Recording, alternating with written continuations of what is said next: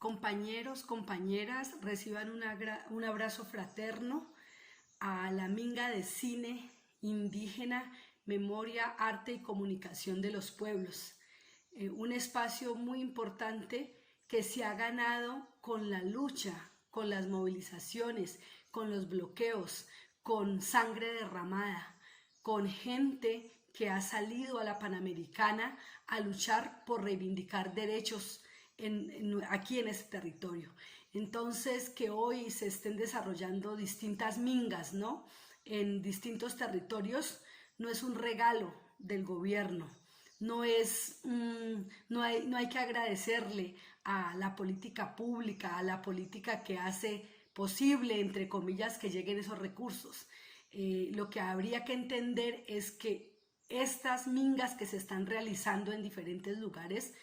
han sido una ganancia de las movilizaciones que mucha gente en muchos territorios ha garantizado en exigibilidad de los derechos que tenemos en este territorio que han llamado Colombia. Entonces, teniendo claro que esos recursos que llegan para celebrar estas mingas son ganados en la lucha, son ganados con sangre, son ganados con muertos en las vías, más aún entonces tenemos una responsabilidad histórica, tenemos una responsabilidad política, tenemos una responsabilidad ética, todas y todos quienes nos sumemos, quienes organicemos y quienes participemos en estos espacios culturales en nuestros territorios. En ese sentido, quisiera plantear por lo menos dos amenazas o dos peligros grandes que vemos en los distintos lugares dado el contexto que se está viviendo y que me parece que es vital que tanto la niñez como las juventudes tengamos presente, porque entiendo que este espacio ha sido abierto también para darle una amplia participación a la juventud, que muchas veces en nuestros territorios se ve confundida, se ve perdida, y a veces por eso es más fácil de capturar, es más fácil de cooptar, es más fácil de convencer por actores, por organizaciones que no buscan el trabajo colectivo, que no buscan la libertad de los pueblos, que no buscan fortalecer las culturas en nuestros territorios, sino que lo que pretenden es meternos en medio de una guerra, no solo que no es nuestra, sino una guerra que sobre todo beneficia a las grandes transnacionales, a las corporaciones que siguen llegando por el oro, que siguen llegando por el petróleo, que siguen llegando por el agua, que siguen llegando por todos estos territorios que para nosotros son vida, son espiritualidad, son materialidad que nos garantizan resistencia y autonomía, pero que para las transnacionales son solamente mercancías que se pueden convertir en dinero y se pueden vender sin importar a quién tengan que asesinar. Entonces, a esa juventud es a la que queremos llegar, y a esa juventud, pensando en esa juventud es que se han abierto estos espacios para que participen, para que lleven a estas mingas sus pensamientos, sus artes, sus conocimientos, sus sabidurías, pero también sus inquietudes, sus críticas, sus molestias, lo que no entienden, que lleven sus preocupaciones a estos espacios y las muestren a través de arte, a través de comunicación, a través de culturas, para que empiecen diálogos territoriales que permitan rescatar a nuestra juventud que ha sido cooptada, engañada y está siendo llevada a otros espacios donde solamente encuentra la muerte, a pesar de que a veces se les llenan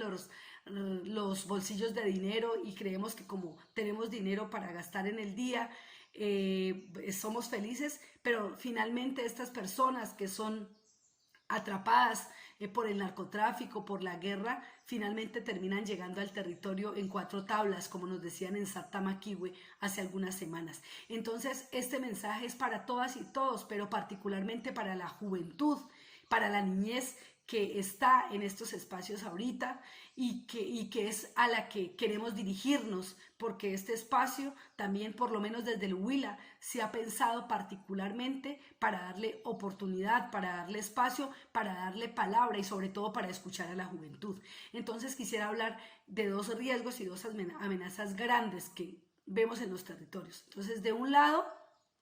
Este contexto de muerte, de guerra, de masacres, de desapariciones, de asesinatos selectivos que siguen creciendo en los territorios. Y también algo que ha ido aumentando, no sé si es que ahora se ha visibilizado más, pero algo que ha ido aumentando también son los feminicidios, que son los asesinatos contra compañeras, contra líderes, contra mujeres en nuestros territorios. Entonces, esa es una amenaza grande que vivimos porque en todos los territorios, aunque en algunos no se vea más, no sea más visible todavía, pero digamos, este cáncer de la guerra, este cáncer de la muerte se va a seguir expandiendo. Un pequeño paréntesis, recuerdo hace como por lo menos 4 años, la compañera Constanza Cuetia, que está allá, bueno, hace parte también de Pueblos en Camino, y mi compañero Manuel Rosenthal, con Mauricio Acosta, que también ha estado allá participando, nos venimos juntando, acompañando donde nos llaman y tratando de hacer estas lecturas críticas de contexto, pero particularmente Manuel, Connie y yo, que hemos acompañado en algunos momentos a la licenciatura en Pedagogía de la Madre Tierra, digamos, hace como 4 años hablando con compañeras y compañeros del suroccidente. Entonces, claro, el norte del Cauca, tierra adentro, eran como los lugares para ese entonces que estaban más preocupados por la entrada de diferentes actores armados, por la captura y cooptación del territorio, porque seguían creciendo masivamente invernaderos. Entonces estaba viendo mucho cómo los territorios se están domesticando, los territorios se están acomodando para la siembra, la producción, la distribución de los llamados cultivos de uso ilícito. Entonces había mucha preocupación porque ya también se estaban viendo asesinatos, se estaban viendo desapariciones, mucho asesinato de mujeres, y algo que llamaba mucho la atención es cómo hasta la autoridad, digamos, territorial, las formas de justicia territorial se estaban viendo permeadas por estas formas mafiosas de dominación, de mercantilización y de muerte. ¿En qué sentido? Por ejemplo, nos decían que muchos años atrás, cuando había un conflicto en el territorio, pues esos conflictos obviamente se intentaban solucionar conversando, o finalmente pues tenían que llegar pues a la instancia que es la justicia indígena, ¿cierto? O el cabildo de la familia, o poner la denuncia en el programa jurídico, pero que eso ya no estaba pasando, que desafortunadamente problemas que habían o tensiones familiares o territoriales se estaban resolviendo era prácticamente con armas, ¿no? Entonces, si tengo un problema con alguien, pues no voy a hacer todo el trámite de hacer la denuncia con el cabildo y que me resuelvan el problema, sino que simplemente asesino. O si mi compañera ya se aburrió de vivir conmigo y ya no quiere estar ahí y no hemos podido hablar y solucionar, entonces lo más fácil es matarla. Entonces estábamos viendo cómo en estos territorios donde este cáncer se ha expandido, está cooptando los territorios, está cooptando las juventudes, está cooptando hasta las formas de organización autónomas, porque esto es gigantesco, cómo se viene perdiendo no solamente las formas de ser y actuar en comunidad, sino que también nos están robando la juventud. Y los asesinatos, se decía, pues no solamente son actores armados que vienen de afuera, sino que llegan y convencen, confunden, y por el engaño del dinero rápido, fácil, pues están llevando a nuestra juventud. Entonces nos estamos matando nazas entre nazas. Se decía esto, ¿no? Para los casos, digamos, del Cauca.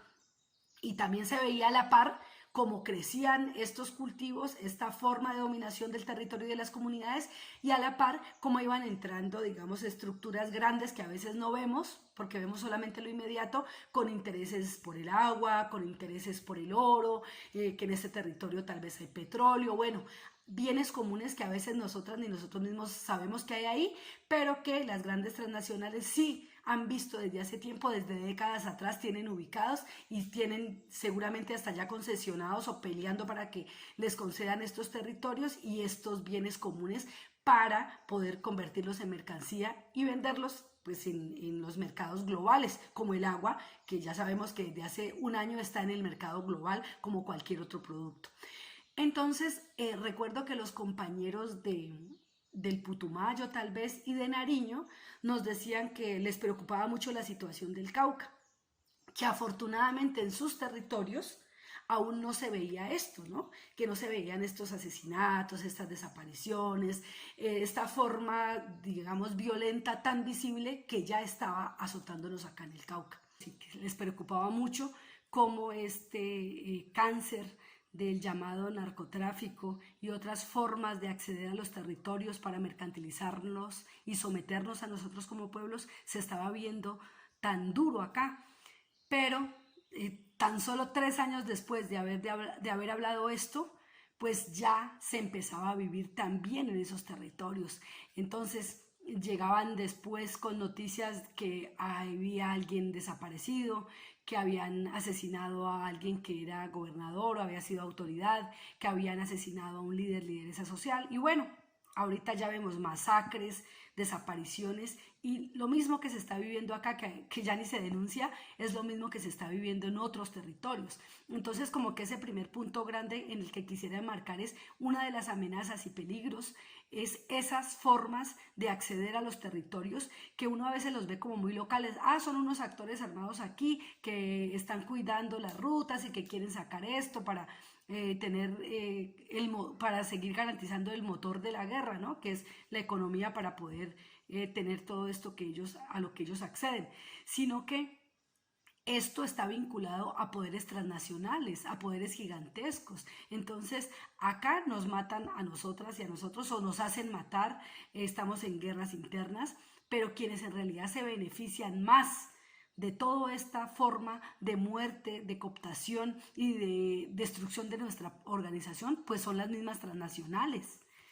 El llamado es a que nosotras y nosotros desde los territorios sepamos entender esto que está pasando, las relaciones de poder, identifiquemos cuáles son las transnacionales, cuáles son los actores que están llegando, qué están buscando y para qué han llegado a nuestros territorios, porque desafortunadamente son las juventudes las que más han sido captadas y capturadas en los territorios y claro, uno a veces las entiende, ¿no? No justifica, pero sí las entiende. A veces en los territorios hay pocas oportunidades, a veces en los territorios no se les da la participación a la juventud y entonces pues les queda el camino más fácil y ese camino más fácil los está llevando a la muerte y ese camino más fácil nos está llevando a la muerte y ese camino más fácil está destruyendo la juventud, que es no solamente el futuro sino el presente concreto de la organización y de la movilización en este país. Entonces el llamado es en este primer punto grande que quiero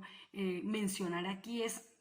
reconocer las diferentes formas de dominación que están llegando a los territorios con promesas de desarrollo y progreso. Nos prometen escuelas, nos prometen carreteras, nos prometen una vida mejor económicamente, pero en realidad esto a cambio de ¿qué? A cambio de entregar el agua, a cambio de entregar el oro, a cambio de entregar la tranquilidad, la dignidad, la resistencia, la autonomía, a cambio de entregar nuestras vidas al territorio. Entonces, ¿cómo reconocer que no es un caso aislado y no es un caso local que está sucediendo, sino que esto está enlazado a las grandes corporaciones y a los negocios gigantescos que están en todos los países? Y para un caso concreto, recuerdo hace como un par de años cuando sucedieron una de las 3 primeras masacres en Nariño.